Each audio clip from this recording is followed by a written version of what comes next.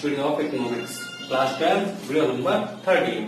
ठीक है, फिर चैप्टर नंबर 4 में आपने पहले पार्ट में पढ़ा कि इंडस्ट्रीज के क्या इंपॉर्टेंस है। ठीक है, अब हम पढ़ेंगे कि जो इंडस्ट्रियल पॉलिसी रेजोल्यूशन 1956 में गवर्नमेंट ने जो बनाया उसका बनने का फायदा नुकसान क्या है।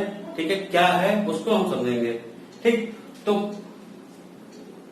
इंडस्ट्रियल पॉलिसी रेजोल्यूशन 1956 एक डिक्लेरेशन है कि leading role government public sector को देगी। मतलब इंडस्ट्रियलाइजेशन का मेन रोल जो प्ले होगा वो पब्लिक सेक्टर कंपनी से द्वारा होगा, यानी कि प्राइवेट सेकेंडरी रोल प्ले करेगा और प्राइमरी रोल जो प्ले करेगा वो आपका पब्लिक सेक्टर यूनिट करेगी।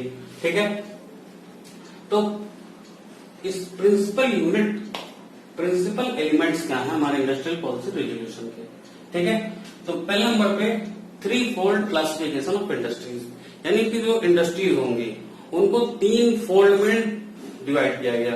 फर्स्ट फोल्ड, या हम कह सकते हैं कि जो सबसे इंपॉर्टेंट फोल्ड, वो ऐसी इंडस्ट्रीज होंगी कि जिनमें प्रोडक्शन का काम सिर्फ और सिर्फ भारत सरकार की कंपनियां कर सकती हैं, जैसे रेलवे, ठीक है, जैसे एटॉमिक रिसर्च। ठीक, तो ऐसी कंपनियां, ऐसे कुछ इंडस्ट्रीज को क्लासिफाई किया गया कि जिनमें प्रोडक्शन का काम सिर्फ पब्लिक सेक्टर कंपनियां कर सकती हैं। ठीक है, पहला फोल्ड। दूसरा फोल्ड ऐसा था कि जिसमें प्रोडक्शन का काम पब्लिक सेक्टर और प्राइवेट सेक्टर दोनों कर सकते हैं। जैसे आपने स्कूल देखा, प्राइवेट स्कूल भी होते हैं, गवर्नमेंट स्कूल भी होता है। और बाकी जो बची इंडस्ट्रियां, वो इंडस्ट्री छोड़ दी गई प्राइवेट सेक्टर के लिए। ठीक है, फिर से समझिएगा, 3 फोल्ड का मतलब कि 3 भाग में डिवाइड किया गया इंडस्ट्रीज को। पहले फोल्ड में उन सारी इंडस्ट्रीज क्लासिफिकेशन किया गया जिनका प्रोडक्शन सिर्फ गवर्नमेंट करेगी, जैसे रेलवे, ठीक है, जैसे न्यूक्लियर एनर्जी, ये सब का काम सिर्फ और सिर्फ गवर्नमेंट करेगी। इसके अलावा कुछ पब्लिक और प्राइवेट कंपनियां मिलकर कर सकती हैं, जैसे एजुकेशन, ठीक है, जैसे ट्रेवल, ये दोनों का सरकार भी है, प्राइवेट भी करती है। थर्ड इसमें रखा कि कुछ ऐसी कंपनियां होंगी, या कुछ ऐसी इंडस्ट्रीज होंगी जिनका प्रोडक्शन सिर्फ प्राइवेट करेगा, जैसे होटल, ठीक है, जैसे मॉल, ये सबका प्रोडक्शन सिर्फ प्राइवेट कंपनियां ही करती हैं, गवर्नमेंट नहीं करता है। तो 3 फोल्ड क्लासिफिकेशन किया गया इंडस्ट्रीज का। ठीक है, दूसरा है इंडस्ट्रियल लाइसेंसिंग। इंडस्ट्रियल लाइसेंसिंग का मतलब ये हुआ कि कोई भी कंपनी अगर लार्ज स्केल पर प्रोडक्शन करने जाएगी, लार्ज स्केल इंडस्ट्रीज ओपन करना चाहेगी, तो उसके लिए सरकार से लाइसेंस लेना कंपलसरी हो जाएगा। दूसरी बात, खाली यहां तक ये नहीं कि खाली इंडस्ट्रियलाइजेशन, मतलब नई इंडस्ट्रीज के लिए अगर कोई अपना एक्सपेंशन भी करना चाहेगा, यानी कि किसी कंपनी की क्षमता, मान लीजिए कि 100 टन बनाने की परमिट गवर्नमेंट ने दी है, तो अगर वो अपना एक्सपेंशन करना चाहता है अपनी प्रोडक्शन कैपेसिटी का, तो भी उसे लाइसेंस की जरूरत पड़ेगी ही पड़ेगी। ठीक है, इससे फायदा क्या हो सकता है? इससे फायदा ये होगा कि गवर्नमेंट लाइसेंस लेगी तो होगा क्या कि बड़े लार्ज स्केल इंडस्ट्रीज का डेवलपमेंट थोड़ा सा कम होगा और स्मॉल स्केल इंडस्ट्रीज का डेवलपमेंट ज्यादा होगा। अब स्मॉल स्केल इंडस्ट्रीज का फायदा क्या होता है, नुकसान होता है, हम आगे देखेंगे। नेक्स्ट है इंडस्ट्रियल कंसेशन या टैक्स हॉलीडेज देना। मतलब समझिएगा, गवर्नमेंट ये चाहती थी कि स्मॉल स्केल इंडस्ट्रीज का बढ़ावा ज्यादा मिले। ठीक है, अब स्मॉल स्केल इंडस्ट्रीज का बढ़ावा ज्यादा देने के लिए गवर्नमेंट क्या करती थी कि स्मॉल स्केल इंडस्ट्रीज पर गवर्नमेंट टैक्स छूट देती थी। मतलब अगर आप स्मॉल स्केल इंडस्ट्री डेवलप करेंगे तो उस पर हम आपको टैक्स छूट देंगे। अच्छा, क्यों छूट देती है? इससे फायदा ये होता है कि स्मॉल स्केल इंडस्ट्री छोटे होते हैं और ये कहीं भी खोले जा सकते हैं। लेकिन लार्ज स्केल इंडस्ट्रीज के साथ दिक्कत क्या है, लार्ज स्केल इंडस्ट्रीज हमेशा अपने रॉ मटेरियल के पास ही खोले जा सकते हैं। फॉर एग्जाम्पल, अगर आपको कार बनाना है तो आप फैक्ट्री को वहीं पर एस्टेब्लिश करेंगे जहां पर आपको आयरन और स्टील आराम से मिल जाए। आप आयरन स्टील का ट्रांसपोर्ट करके ले जाएंगे तो आपका कॉस्ट ऑफ प्रोडक्शन महंगा हो सकता है, इसलिए इनको पास में रखा जाता है। लेकिन स्मॉल स्केल इंडस्ट्रीज का बेनिफिट है, स्मॉल स्केल इंडस्ट्रीज का बेनिफिट यह है कि वो लोकेशनल फ्लेक्सिबल होते हैं, उनको कहीं भी ओपन किया जा सकता है। तो इसलिए गवर्नमेंट ने टैक्स कंसेशन दिया, ठीक है, सब्सिडी उल्टा प्रोवाइड की ताकि स्मॉल स्केल इंडस्ट्रीज डेवलप हो सकें। ठीक है, development of small scale industries. Small scale industries होती क्या, पहले मैं आपको बता दूं। ऐसी इंडस्ट्रीज, सुनिएगा, ऐसी इंडस्ट्रीज जिनमें सिर्फ 1951 के टाइम 5 लाख से कम में ओपन हो सके, उनको स्मॉल स्केल इंडस्ट्रीज कहा गया। आज के डेट में ये थोड़ा 2016-17 की बात करें तो स्मॉल स्केल इंडस्ट्रीज की डेफिनेशन चेंज हो गई है। अब 5 करोड़ उसका दायरा हो गया कि 5 करोड़ से नीचे की इंडस्ट्रीज को स्मॉल स्केल इंडस्ट्रीज कही जाती है।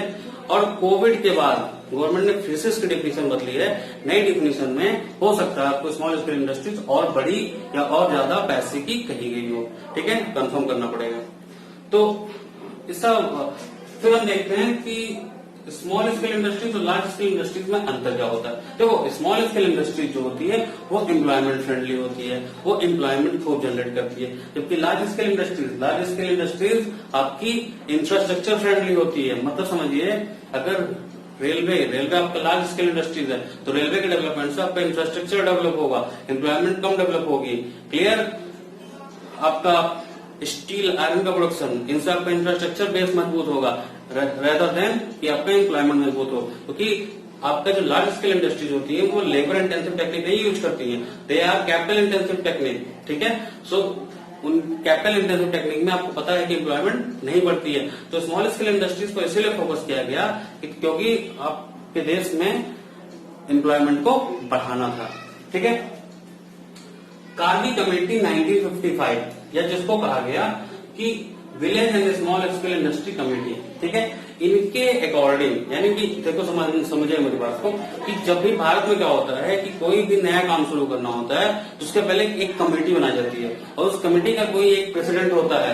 यहाँ पे कार्बी जो थे वो कमेटी के प्रेसिडेंट थे और इनकी देख रेख में एक कमेटी बनी जिसका नाम था village and small scale industry committee. 1955 में इनके सजेशंस के according small scale industries develop की गई और इन्होंने ये डिफिनेशन दिया था कि 5 लाख तक की इंडस्ट्रीज को स्मॉल स्केल इंडस्ट्री कहा जाएगा, ठीक है। अब आते हैं हम नेक्स्ट टॉपिक पे, characteristics of small scale industry, यानी स्मॉल स्केल इंडस्ट्रीज के कैरेक्टरिस्टिक्स क्या होते हैं। Number 1, SSI is labour intensive and therefore employment friendly. देखो ध्यान से समझिए, मैं फिर आपको बता रहा हूँ कि स्मॉल स्केल इंडस्ट्रीज में काम हाथों से ज्यादा होता है ना कि मशीनों से। तो अब देखो, मशीन से काम करने पे एम्प्लॉयमेंट घटता है और हाथ से काम करने पे एम्प्लॉयमेंट बढ़ता है। तो स्मॉल स्केल इंडस्ट्री छोटी इंडस्ट्रीज होती हैं, कहीं मसाला पीसने का काम कोई कर रहा, कोई अगरबत्ती बनाने का काम कर रहा, कोई कैंडल बनाने का काम कर रहा है। ये सब कामों में आपका पैसा भी कम लगता है और एम्प्लॉयमेंट फ्रेंडली होती है। तो सबसे बड़ी बात कि एम्प्लॉयमेंट फ्रेंडली होने के नाते, लेबर इंटेंसिव टेक्निक यूज करने के नाते गवर्नमेंट इसको प्रमोट ज्यादा कर रही थी। नेक्स्ट समझिए, SSI shows locational flexibility and is therefore equality oriented.